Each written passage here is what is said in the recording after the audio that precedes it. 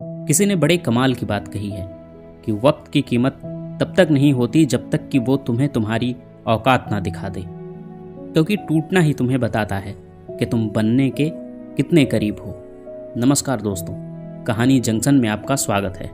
क्या आपने कभी किसी बड़े क्रिएटर, किसी बड़े बिजनेसमैन या किसी बड़े खिलाड़ी को देखकर ये सोचा है कि यार ये लोग इतने महान कैसे बन गए? क्या इन्हें सब कुछ थाली में सजा सजाया मिल गया था? तो जवाब है नहीं। आज जो कहानी मैं आपको सुनाने जा रहा हूँ वो आपको बताएगी कि तकलीफ और संघर्ष असल में क्या होता है, और अगर इंसान अपनी जिंदगी में छोटी छोटी मुश्किलें सहना सीख जाए तो वो कहाँ से कहाँ पहुँच सकता है। तो चलिए शुरू करते हैं। एक समय की बात है, एक नौजवान मूर्तिकार था। उसके हाथों में छेनी और हथौड़ी थी और दिल में एक जुनून था। उसका सिर्फ एक ही लक्ष्य था, बेजान पत्थर में से भगवान को बाहर निकालना।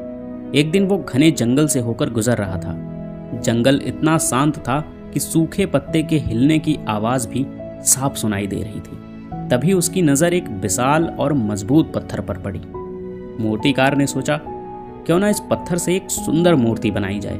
उसने जमीन पर अपना झोला रखा, गहरी सांस ली और अपनी छेनी हथौड़ी उठाई। जैसे ही उसने पत्थर पर हथौड़े से पहला वार किया, पत्थर से एक दर्द भरी आवाज आई, अरे रुको, मुझे मत मारो, मुझे बहुत दर्द हो रहा है, प्लीज मुझे छोड़ दो। ये सुनकर मूर्तिकार एकदम सहम गया। पत्थर पर बस एक छोटा सा निशान पड़ा था, जैसे किसी जख्म की तरह। पत्थर ने फिर गिड़गिड़ाते हुए कहा, मैं ये दर्द बर्दाश्त नहीं कर सकता, प्लीज मुझे मेरे हाल पर छोड़ दो। मूर्तिकार का दिल पसीज गया। उसने सोचा कि जबरदस्ती मूर्ति नहीं बनाई जा सकती, तो वो उस पत्थर को वहीं छोड़कर उदास मन से आगे बढ़ गया। थोड़ा आगे जाने पर उसे एक दूसरा पत्थर दिखाई दिया। मूर्तिकार ने सोचा, चलो इस पर अपनी किस्मत आजमाते हैं। उसने फिर से अपने औजार उठाए और उस दूसरे पत्थर पर पहला वार किया। चोट लगते ही पत्थर के कण कण में दर्द की लहर दौड़ गई, लेकिन इस पत्थर ने उफ तक नहीं किया। उसने अपने दर्द को अपने अंदर ही दबा लिया। मूर्तिकार ने दूसरा वार किया, फिर तीसरा वार किया, और ऐसे करते करते दिन ढल गया, रात हो गई।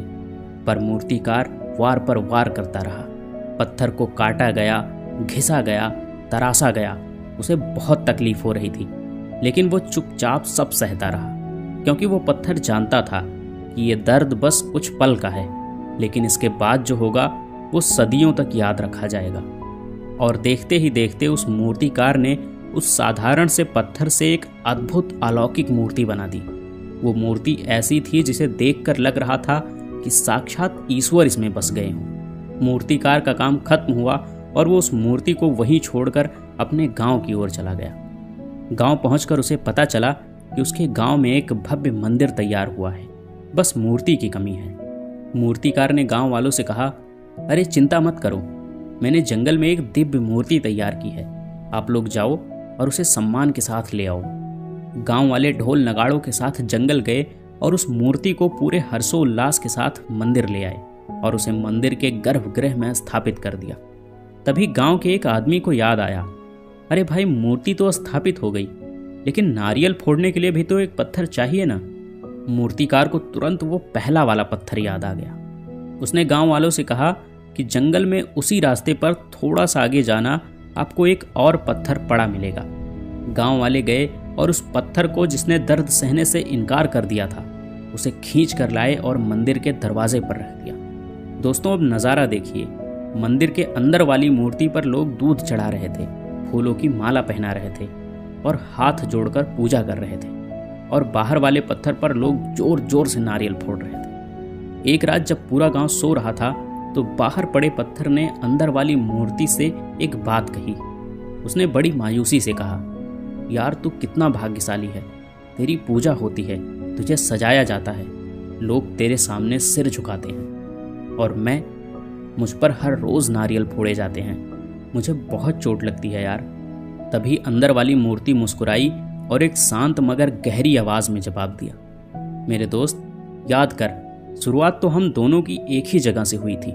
अगर उस दिन तूने मूर्तिकार की वो चोट सह ली होती तो आज मेरी जगह तू होता और तेरी जगह मैं। तूने चंद पलों का दर्द नहीं सहा, इसीलिए अब तुझे जिंदगी भर चोट सहनी पड़ेगी। और मैंने उस दर्द को अपना भविष्य बनाने के लिए सहा। इसीलिए आज मैं पूजा जा रहा हूँ।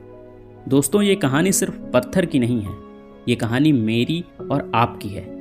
तभी तो किसी ने क्या खूब लिखा है कि जिंदगी जीना आसान नहीं होता, बिना संघर्ष के कोई महान नहीं होता।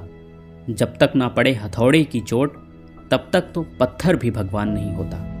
तो अगली बार जब आपकी जिंदगी में मुश्किलें आए, दर्द हो या काम करने का मन ना करे, तो समझ जाना कि ऊपर वाला आपको तराश रहा है। ये दर्द, ये संघर्ष, यही तुम्हें एक साधारण पत्थर से उठाकर पूजनीय भगवान बनाने जा रहे हैं। बस डटे रहो, भागो मत। अगर आपको इस कहानी से थोड़ी सी भी हिम्मत मिली हो तो इसे अपनी ज़िंदगी में उतारना ज़रूर। और हाँ, अगर आप चाहते हैं कि ऐसी ही पावरफुल कहानियाँ मैं आप तक लाता रहूँ तो कहानी जंक्शन को सब्सक्राइब ज़रूर कर लेना और कमेंट में नेवर गिव अप लिख कर जाना। मैं मिलूँगा आपसे अगली वीडियो में, तब तक के लिए जय हिंद।